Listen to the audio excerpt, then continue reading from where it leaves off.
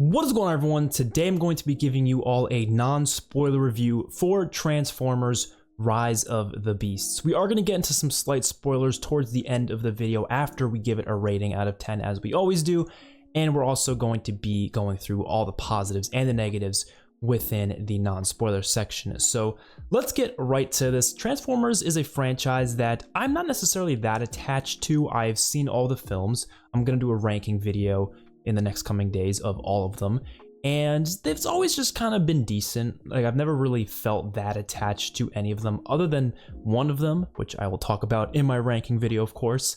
But I was excited for this. The trailers looked really great, so I was anticipating it, and now I've seen it. What do I think about it? So starting off with the positives, the special effects, visual effects, CGI, all of that is outstanding, which, to be honest, that is the main reason to go and see this film. That to me has always been the Transformers movies' strong suit, was always the special effects, you know, a lot of the CGI and stuff. It just looks really good. It's high budget, and if you like cars or vehicles of any kind, I mean, it's pretty cool seeing them going from that to a robot, back to a car, back to like, it's just cool to see that. I think a lot of how it works is quite badass in this movie.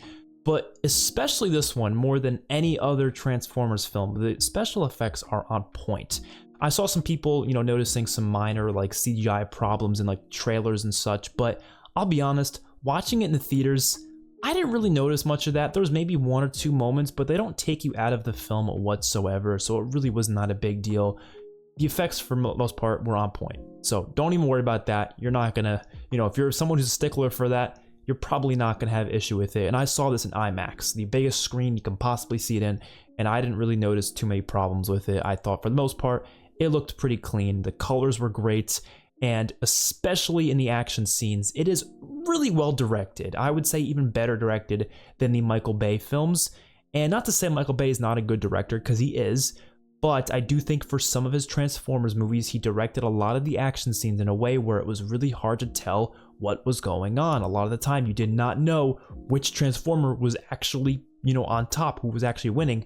But the action scenes in this one, which I felt the same way about in Bumblebee, you can clearly tell what's happening in every single action scene. And it looks really good, and it's really satisfying to see some of these Transformers destroying other Transformers. There's a couple of good action scenes in the first half of the film, but where this movie really shines is that third act. That's what everyone's been talking about on Twitter, and they were not lying. The last 30 minutes of this movie is just insane. And I'm sure you've already seen some clips from it, from the trailers, of course, but it is just wow. It is really fun to watch just based on the action alone, just how crazy it gets, and the stakes are extremely high, especially when you compare it to the Bumblebee movie.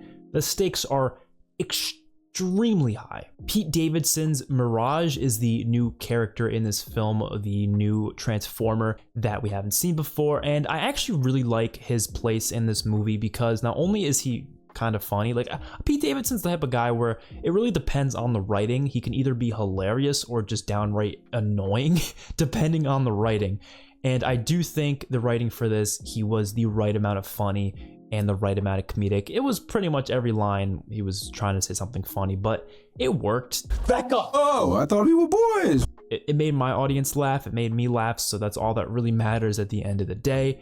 But I do like his role in this film because he basically takes the role of Bumblebee, which Bumblebee is in this movie, but he is not like the same role that Bumblebee usually has. Bumblebee is usually in the position where, you know, like Sam in the original ones was, you know, the owner of Bumblebee. And then, of course, that happened with Haley Steinfeld's character in the Bumblebee movie. But this one, Bumblebee had his own thing going on. They didn't do that whole thing again. Instead, they used Mirage as, you know, the person who is more connected with the main character of Noah. And I actually like that. I think it's just a different change of pace, and it worked quite well for me. Speaking of Bumblebee, definitely not his best movie. I would definitely say there's a couple other Transformers movies where Bumblebee was a bit cooler, but there's one scene in particular that is one of the best Bumblebee scenes in the entire franchise. So if you're a fan of Bumblebee, definitely be looking out for that one scene. But for the most part, He's decent. He's decent enough. Optimus Prime, though. Optimus Prime, man. He shines in this movie. He shines.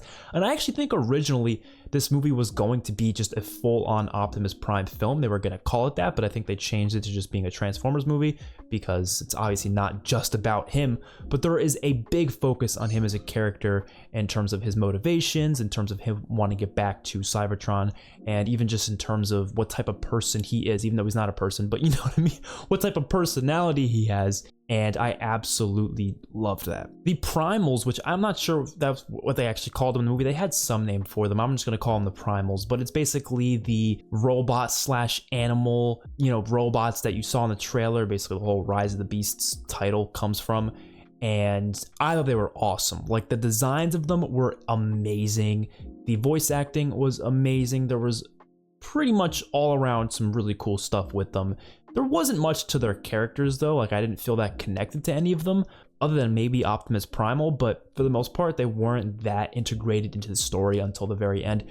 I absolutely loved their designs to the point where it did not even matter because holy shit, that stuff was cool. And the last positive I want to say, I do like the human characters in this movie. I'll talk about more about them in the negatives though, but for the most part they're decent. I don't think there's been that many fantastic characters in the Transformers universe in terms of the humans. I definitely really enjoyed Haley Steinfeld's Charlie in Bumblebee. I think she was by far the best human character we've ever seen in one of these movies. But these ones, I thought they were okay. I wasn't annoyed by them or anything. But now getting into the negatives, my biggest issue with them as characters were I just didn't really feel connected enough to their motivations for why they're doing all this dangerous shit, right? It made sense for Sam Witwicky and the original Transformers movies.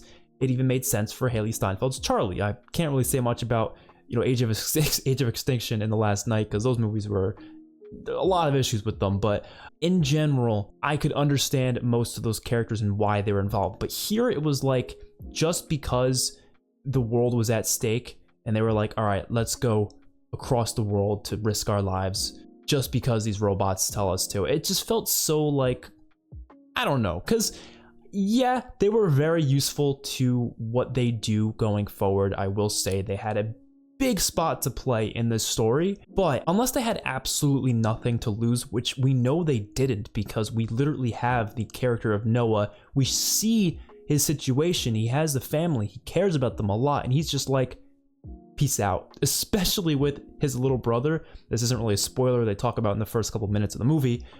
His little brother's sick, right? He's just, I'm just gonna leave, peace out, right? Obviously to save the world, that's important, but why does he feel like he needs to be there? Like, why does he feel like there's no other way that these robots can do it on their own? Why does he think he's gonna have much of a place to help? They could have explained that better. They could have maybe found a way to make it work so it makes sense why he has to be there.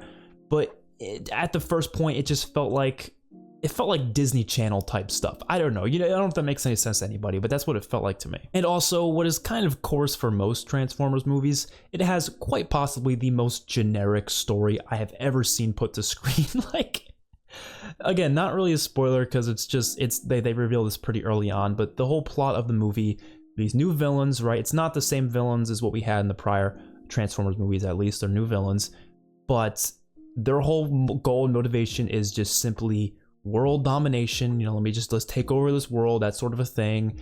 And they need to get some device on Earth in order to do it. And so the humans and the Autobots have to protect that device and keep it away from them. Like, it's literally the exact same as the first movie. We've seen this time and time again. I really wish they could have done something different. That's why I loved Bumblebee so much, because it did something so different. It was not about this world-ending stakes situation. Now, they could have done some world-ending stakes situation. I would have been okay with that. But why in the exact same way as the original? And it just was way too generic for me. I don't know. I didn't feel any connectiveness to that story and that overall plot. It was just too generic. And on top of that, the villains themselves, they had Scourge was his name, something like that. And then of course Unicron, which was like the big villain thingy. It was kind of like a planet in and of itself, but again, just kind of generic. I didn't really feel like they had many interesting motivations to them. I wasn't attached to what they were trying to do. I wasn't like trying to understand it. It was just kind of like, But at the end of the day, honestly, it's a Transformers movie. You're not watching it for the story. I'm assuming most of you aren't. You're going to see it to watch giant robots fight each other in some really badass ways, and the movie delivers that. So if that's what you're going for, you're going to enjoy yourself with this movie. It's a lot shorter than the other Transformers movies other than Bumblebee, so if you don't like long movies, you don't have to worry about that either, because it's decently short. It's only like 2 hours. And yeah, that is my thoughts on this movie. A full rating, I'm going to give it a 7.5 out of 10. It might seem kind of low, but it's honestly not for most of these Transformers movies. So 7.5 out of 10, that's a pretty decent score, I would say. As for the spoilers, the only thing I really wanted to talk about, because there's a couple things that are kind of interesting to talk about here. So first of all, we have the Bumblebee fake out death. Now, I wasn't against it. The only issue I had with it was like, there was no fiber in my body that felt like Bumblebee was actually dying. Like, it didn't even feel like a fake out, because I was like, he's not gonna die like that. They're gonna have him come back, some, you know, special electricity or something, and that's literally exactly what happened. He came back from that. So fake outs work sometimes for me, but when I have no like reaction to it, my whole theater didn't. Nobody gasped. Nobody was like, oh my God, Bumblebee's gonna die. Like, nobody felt that way. And I kind of wish they at least killed off some other Transformers, maybe just to kind of make it more intense. But I know the robots, it's kind of hard to kill off a robot. You know, it's a fucking robot. Like, they can probably come back from that, you know? But I think it would have been cool if at least one or two of them died, just to kind of, you know, raise the stakes a little bit, kind of make it a little more intense. And yeah, that's really all I have to say about that. It was cool to see the reveal when he came back. That was the scene I was referring to before when I was like, that's a really awesome Bumblebee scene. It was when he came back and he was coming off that plane. That was really awesome. But the only other thing I want to say is that after credit scene, which actually wasn't the after credit scene, it was just the last scene of the movie with the whole G.I. Joe reveal, which kind of teased a G.I. Joe crossover with Transformers. One of the wildest things I've ever seen. Like, I was like, what the fuck? Like, I was hearing about some crazy reveal at the end, and I was thinking, what could they possibly reveal? I was like, is like Megatron gonna come? Like, I was like, what's gonna happen? What is the reveal gonna be? It was fucking G.I. Joe? Like, what? I wasn't like, you know, too bewildered, but I was just like, that's just really weird. And so these characters are basically just a G.I. Joe force of some sort. It's like a way to kind of bring those toys into the fold. I don't know. It's a really interesting thing they got going on here. I don't know if they're going to start combining other toys as well. Maybe Barbies will be next. Maybe they'll have Barbies or something. Well, the crossover with the Barbie movie, maybe. I don't fucking know. I'm sure it's just all connected to Hasbro toys, obviously, but I thought it was interesting. I don't know what that means for the next Transformers movie. I don't know if it's going to literally be like Transformers G.I. Joe, like it's going to be in the title or something like that, or if it's going to be a G.I. Joe movie with Transformers. I don't know. I have no idea what their plans are, but they definitely have more plans in the future, especially if this movie does well. I was hoping to see Haley Steinfeld's Charlie show up, but she didn't, unfortunately, but that's all right. It wasn't the end of the world. Let me know your guys' thoughts in the comment section below of Transformers Rise of the Beast. Did you enjoy it? Did you not enjoy it? I'd love to hear it. I will see you on the next one. Of course, don't forget to check out the ranking video I will be doing in the next few days. Peace out.